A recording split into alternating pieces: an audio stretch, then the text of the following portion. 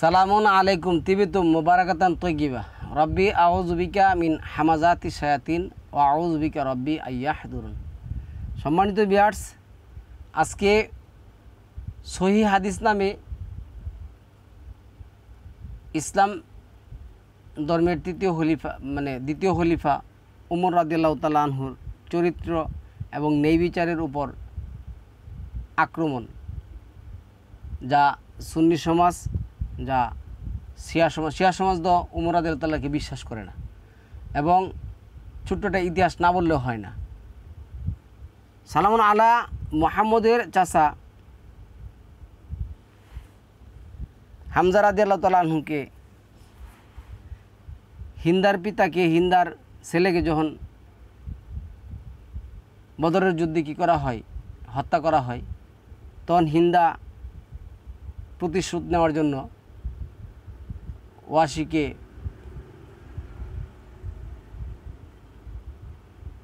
Contact করে, তোমার কত স্বর্ণ গয়না টাকা ধন মুদ্রা লাগবে আমি দেব। যখন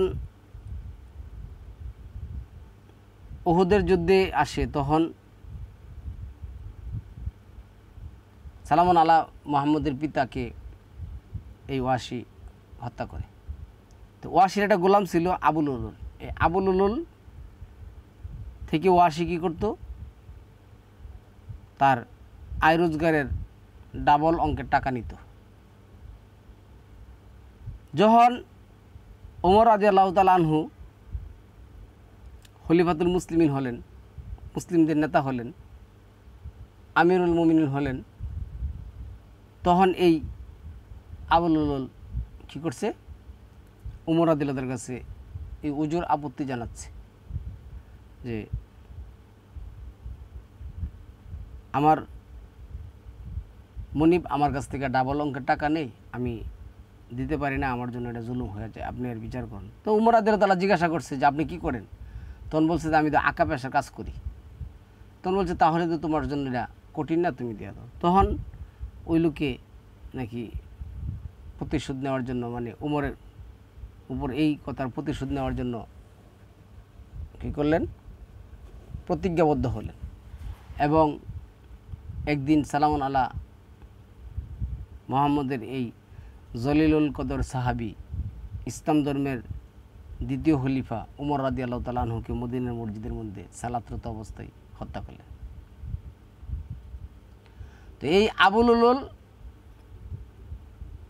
শিয়াদের কাছে এত প্রিয়, আজও ওরা মনে করেন যে এভাবে বলে, আসসালামু আলাইকুম ইয়া আবুল উলুল। তাদের প্রধান যে ইসলামের যে এগুলো আছে। তো এই উমর রাদিয়াল্লাহু তাআলা আনহুকে ওরা কোনো দেখতে না। তো এই উমর রাদিয়াল্লাহু তাআলা আনহুর নামে প্রচলিত হাদিসের যে ভয়ঙ্কর কুৎসা রটনা, যে সহিহ হাদিস নামে যে ভয়ঙ্কর কুৎসা রটনা আপনাদের কাছে রটাচ্ছে, আপনারা তো ওই হাদিসগুলি দেখেন না, চটি বই ছাড়া তো আর বেশি জান না। আমি আজকে একটাই বলবো, আব্দুল্লাহ এই হাদিসটা বলছি সহিহুল বুহারি, কথাটা মনে রাখেন কিন্তু, সহিহুল বুহারি 6ষ্ঠ খণ্ড তাওহিদ ফাউন্ডেশন 6686 নম্বর হাদিস। আমার কাছে বই আছে, নিতে পারেন, অসুবিধা নেই। কী লেখছি দেখুন, আব্দুল্লাহ ইবনে আব্বাস রাদিয়াল্লাহু তাআলা আনহু হতে বর্ণিত, তিনি বলেন, ওয়াইনা ইবনু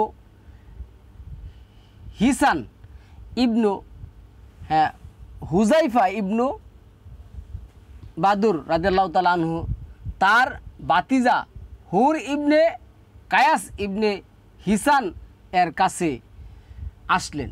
উমর রাদিয়াল্লাহু তাআলা আনহু যাদের নিজে, মানে উমর রাদিয়াল্লাহু তাআলা আনহু যাদের নিজে সন্নিকটে রাখতেন, হুর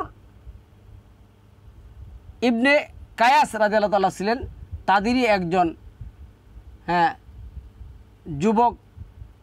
মানে ওমর রাদিয়াল্লাহু তাআলা আনহুর যে আমাদের যেমন এখন বর্তমানে কি আছে, প্রধানমন্ত্রী বা মন্ত্রী এমপিরা যারা একেবারে ডাইন হাত বাম হাত হিসেবে রাখে, তার মধ্যে একজন ছিল এই যে রাখতেন, হুর ইবনে কায়েস ছিল তার ঘনিষ্ঠ ছিলেন, তাদেরই একজন যুবক হুর।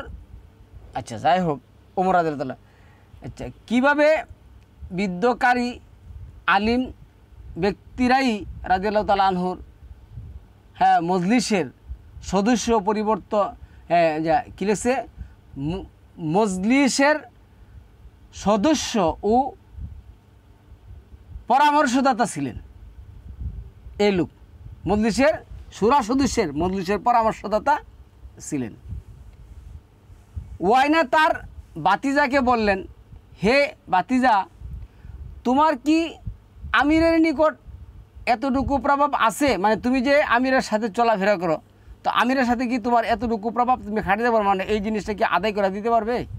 কি আছে যে আমার জন্য ইবনু কায়েস আমিরের নিকট অনুমতি চাইলেন, তারপর যখন ওয়াইনা রাদিয়াল্লাহু তাআলা আনহু উমর রাদিয়াল্লাহু তাআলা আনহু নিকট গেলেন, তখন সে বলল, হে ইবনে হাত্তাব, আল্লাহর কসম, আপনি আমাদের মাল দিচ্ছেন না, আমরা ইনসাফের ভিত্তিতে আমাদের মাঝে ফয়সালা করছেন না। মানে আপনি ইনসাফের ভিত্তিতে আমাদের মধ্যে কি করেন নাই, ফয়সালা করেন নাই। মানে উমর রাদিয়াল্লাহু তাআলা আনহু নেই নিষ্ঠার সাথে এই কাজটা কি করেন নাই, করে নাই। হাদিস, সহিহ হাদিস। তখন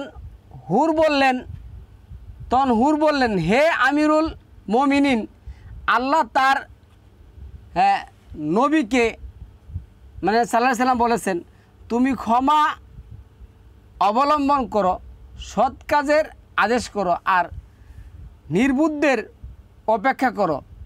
এটা ওই 7 নম্বর সূরার 199 নম্বর আয়াতের মধ্যে আছে আরাফের।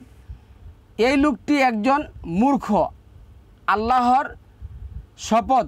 ওমর রাদিয়াল্লাহু তাআলা আনহু এই আয়াতটি পড়ার পর তিনি তা এতটুকু লঙ্ঘন করলেন না, তিনি আল্লাহর কিতাবের হুবহু আনুগত্য ছিলেন। এখানে আসছে কি 4 নম্বর সূরার না এনা হাদিস নাম্বার যেটা আসছে 4642, আধুনিক প্রকাশনী, ইসলামিক ফাউন্ডেশন 6788। আমি হাদিসটা আবারও নিজের থেকে বলতেছি।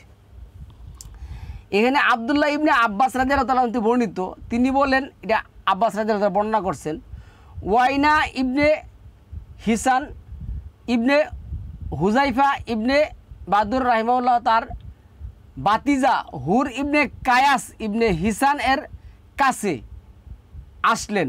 উমর রাদিয়াল্লাহু তাআলা যাদেরকে নিজের কাছে রাখতেন তাদেরই একজন ছিলেন এই হুর ইবনে কায়াস। এই হুর ইবনে কায়াস কি করলেন, ওর কাছে আবেদন করলেন যে তুমি যে ওইখানে যাও, উমর রাদিয়াল্লাহু তাআলার কাছে দেখা করে দেওয়ার মতন কি তো আমার কি তুমি দেখা করে দিতে পারবে? তো উমর রাদিয়াল্লাহু তাআলা আনহুর কাছে যাওয়ার পরে উনি কী করলেন, এই অভিযোগ দিলেন যে হে উমর, আপনি আমাদেরকে ইনসাফের সাথে মাল দিচ্ছেন না। হ্যাঁ, আমরা আপনাকে ইনসাফের মধ্যে পাচ্ছি না। তো উমর রাদিয়াল্লাহু তাআলা আনহু ইনসাফ করেন নাই, ইনসাফের সাথে মাল দেন নাই। এটাও তো ভয়ঙ্কর এক সহিহ হাদিস না? এই হাদিস আমরা না মানলে এখানে আল্লাহ বলেই ফেলাই, যেমন আপনি 9 নম্বর সূরা তাওবার যে 100 নম্বর আয়াতের মধ্যে আসছেন, আল্লাহ যেটা বলছেন, সাবিকুনাল আউয়ালুনা মিনাল মুহাজিরিনা ওয়াল আনসার। উমর সালামুন আল্লাহ, উমর ছিলেন মুহাজিরিন এবং আনসারদের মধ্যে প্রথম কাতারের লোক। ওই উমরের নামে ওরা হাদিস লিখছে, উমর ন্যায় বিচার করেন নাই। এটা ওরা হাদিস, সহিহ হাদিস, ভয়ঙ্কর এক সহিহ হাদিস এখানে তারা কী করছেন, লেখছেন। এটা যদি তাওহিদ ফাউন্ডেশন 6686-তে দেখেন, আর যদি আধুনিক প্রকাশনী আধুনিক প্রকাশনী ইসলামী ফাউন্ডেশন 4642, ইসলামী ফাউন্ডেশন 6788 দেন, তাহলে হাদিসটা পাবেন। তাহলে এই সমস্ত কিচ্ছা কাহিনী তারা কী করছে, উঠিয়ে রাখছে। অথচ আল্লাহ বলছেন, আমি তাদের প্রতি সন্তুষ্ট, তারাও আল্লাহর প্রতি সন্তুষ্ট ছিলেন। তো ওই উমরের নামে এই সমস্ত ভয়ঙ্কর হাদিস তারা কী করছেন, রচনা করছেন। আল্লাহ আমাদেরকে বুঝার তৌফিক দান করুক, আমাদেরকে কোরআনটাই মানার তৌফিক দান করুক। সালামুন আলাইকুম তিবিতু মুবারাকাতুন তৈয়িবা।